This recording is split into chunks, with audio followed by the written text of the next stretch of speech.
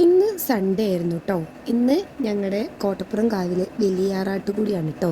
നാളെയാണ് കോട്ടപ്പുറം കാവിൽ പൂരം വരുന്നത്. അപ്പോൾ കുറേ ദിവസമായിട്ടോ റെൻറ്റിനുള്ള ഡ്രസ്സ് റിസപ്ഷൻ്റെ നോക്കണം എന്ന് കരുതിയിട്ട് പ്ലാൻ ചെയ്തിട്ടുള്ളത്. പക്ഷെ പോവാൻ ഇതുവരെ സമയം കിട്ടിയിട്ടുണ്ടായില്ല. ഒരു വട്ടം ഞങ്ങൾ പോയിട്ടുണ്ടായിരുന്നു, മണ്ണാർക്കാടായിരുന്നു പോയിട്ടുണ്ടായിരുന്നു. പക്ഷെ നമുക്ക് അവിടെ നിന്ന് കിട്ടിയിട്ടുണ്ടായിരുന്നില്ല, നമുക്ക് പറ്റിയൊരു ഡ്രസ്സ് കിട്ടിയിട്ടുണ്ടായിരുന്നില്ല.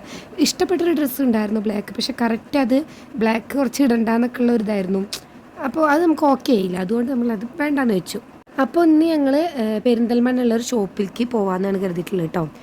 രാവിലെ നേരത്തെ തന്നെ പോയിട്ടുണ്ടായിരുന്നു, കാരണം ഇന്ന് പൂരാണെന്ന് പറഞ്ഞല്ലോ നാളെ. അപ്പോൾ അതിൻ്റെ വലിയാറാട്ട് ടാക്സി വില അങ്ങനെ കുറേ പരിപാടികളുണ്ട്. അപ്പോൾ എന്തായാലും വൈകിട്ട് എത്തിക്കഴിഞ്ഞാൽ ബ്ലോക്കും ആവും. പക്ഷേ അതിലേക്കാട്ടും കൂടുതൽ നമുക്ക് വൈകിക്കഴിഞ്ഞാൽ പരിപാടിയിലൊന്നും കൂടാനും പറ്റില്ല. അപ്പോൾ ഞങ്ങൾ സ്റ്റാൻഡ് എത്തിക്കഴിഞ്ഞിട്ട് അവിടെ എനിക്ക് അങ്ങനെ പരിചയമില്ല കേട്ടോ പെരിന്തൽമണ്ണയിലെ ഷോപ്പൊന്നും. ഇവൾക്ക് കറക്റ്റായിട്ട് അറിയാം കേട്ടോ. ഞാനും അമ്മൂങ്കാട് കൂടെ ആയിരുന്നു പോയിട്ടുണ്ടായിരുന്നത്. അവൾ സന ബസ്സിൽ കയറും പറഞ്ഞിട്ട് ആ ബസ്സിൽ ഞാനങ്ങനെ ആരംഭാവുന്ന കയറായിട്ട് ചെയ്തിട്ടുണ്ടായിരുന്നത്. അവൾ മണ്ണാർക്കാട്ടിൽ നിന്നായിരുന്നു വന്നിട്ടുണ്ടായിരുന്നത്, എടത്തനാട്ടിൽ നിന്നായിരുന്നില്ല കേട്ടോ. അവൾ ക്ലാസ്സിലാത്തതുകൊണ്ട് അങ്ങോട്ട് മണ്ണാർക്കാട്ടേക്ക് പോയിരുന്നു. ഞങ്ങൾ ആദ്യം ലേഡീസ് പ്ലാനറ്റിൻ്റെ മെറ്റീരിയൽ മാത്രം കിട്ടുന്ന ഷോപ്പിലേക്കായിരുന്നു പോയിട്ടുണ്ടായിരുന്നു കേട്ടോ.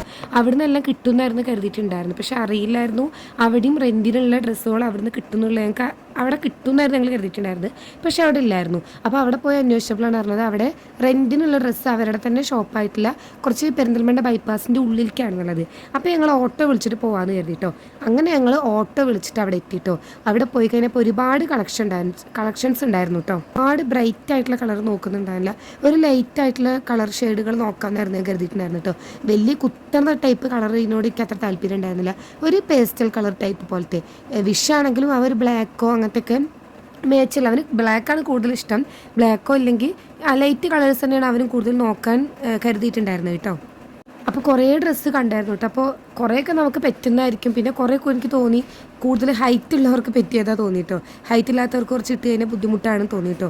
അപ്പോൾ ഞങ്ങൾ കുറച്ച് ഡ്രസ്സൊക്കെ കൊടുത്തിട്ട് ഒന്ന് വെയർ ചെയ്യാമെന്ന് കരുതിയിട്ട് ഇങ്ങനെ മാറ്റി നോക്കിയിട്ട് ട്രയൽ റൂം പോയിട്ട് ഞങ്ങൾ കുറച്ച് ഫോട്ടോസൊക്കെ എടുത്ത് ഇങ്ങനെ കളിച്ചിട്ട് ഒന്ന് ഇട്ട് നോക്കാമെന്ന് കരുതിയിട്ടോ.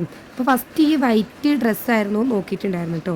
എന്തോ ഈ വൈറ്റ് ഡ്രസ്സ് ഇട്ടിട്ട് എന്തോ അത്ര രസം തോന്നിയില്ല കേട്ടോ. അത്ര ഒരു സ്യൂട്ടായൊരു ഫീൽ ഉണ്ടായിരുന്നില്ല ഈ ഡ്രസ്സ്. അപ്പോൾ ഒട്ടും വൈകിക്കാൻ തന്നെ അത് വേണ്ടാന്ന് വെച്ചിട്ടോ. പിന്നെ ഞങ്ങളിങ്ങനെ കുറേ തിരഞ്ഞ് നടന്നു കേട്ടോ. ഒരുപാട് കളക്ഷൻസ് ഇങ്ങനെ നോക്കിക്കൊണ്ടിരുന്നു. കുറേ ഉള്ളത് കൊണ്ടാവും ചിലപ്പോൾ ഒന്നും നമുക്ക് പറ്റാത്തത്. അപ്പോൾ ആദ്യം ഒന്ന് ഇട്ട് നോക്കി. അപ്പോൾ കുറച്ച് ടൈറ്റ് ആയതുകൊണ്ട് അത് നമുക്ക് സെറ്റാക്കി തരാൻ പറഞ്ഞു. അപ്പോൾ തന്നെ ഓൾട്ടർ തരാൻ പറഞ്ഞായിരുന്നു കേട്ടോ. അപ്പോൾ നമ്മൾ ഈ ഡ്രസ്സ് ഒന്ന് നോക്കി കേട്ടോ. അപ്പോൾ ഇതിനനുസരിച്ചിട്ടുള്ളൊരു ഓർണമെൻറ്റ്സൊക്കെ ഒന്ന് സെറ്റ് ചെയ്ത് നോക്കി. ഇത് കൊള്ളായിരുന്നു, നല്ലൊരു കളറായിട്ട് തോന്നിയിട്ട് കഴിഞ്ഞപ്പോൾ മുഖത്തൊരു ബ്രൈറ്റൊക്കെ തോന്നി.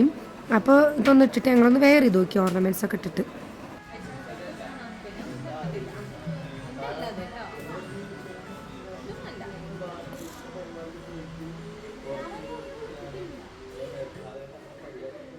ഈ ഒരു ചേച്ചി നല്ല സ്വഭാവമായിരുന്നു കേട്ടോ. നമുക്ക് നല്ലോണം കറക്റ്റായിട്ട് നോക്കി തന്നായിരുന്നു, ഏതൊക്കെയാണ് മേച്ച് ഏതൊക്കെ മേച്ചല്ല എന്ന് കറക്റ്റ് തന്നെ നമുക്ക് നോക്കി തന്നിട്ടുണ്ടായിരുന്നു കേട്ടോ.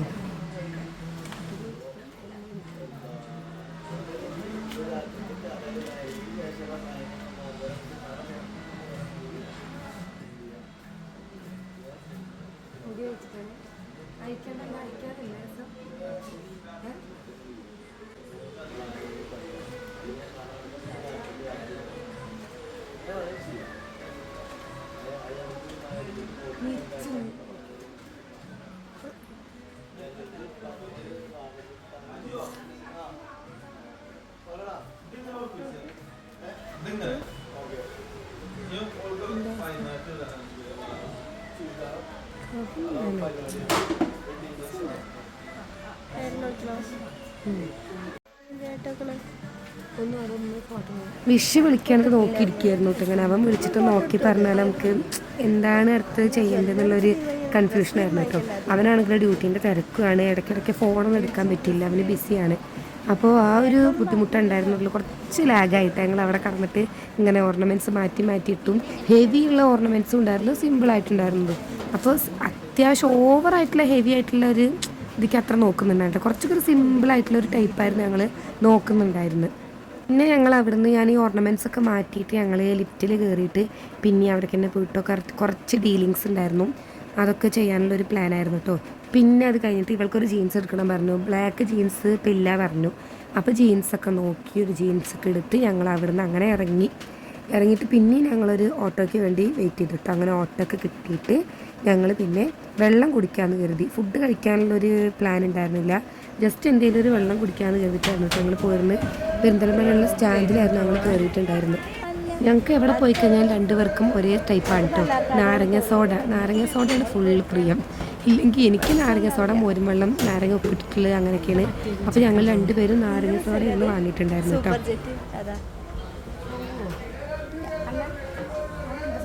കട്ട്ലേറ്റ് അല്ലേ മറ്റേ കടിയിലുള്ള ചിക്കൻ റോൾ എനിക്കറിയില്ല ഉണ്ടാവും.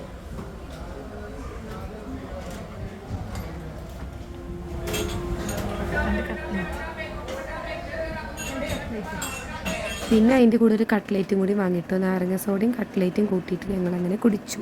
അപ്പോഴേക്കും ബസ് വരാനുള്ള ടൈമായിരുന്നു കേട്ടോ. രണ്ടുപേരും 2 റൂട്ടായിരുന്നു കേട്ടോ. അവൾ ഇനി എടത്തനാട്ടിലേക്കാണ് പോകുന്നത്, നാളെ ക്ലാസ് ഉണ്ടല്ലോ. ഞാനങ്ങനെ മണ്ണാർക്കാട് ബസ്സിലും കയറി കേട്ടോ. പിന്നെ വീട്ടിലെത്തി കഴിഞ്ഞാൽ അടിപൊളിയായിരുന്നു കേട്ടോ.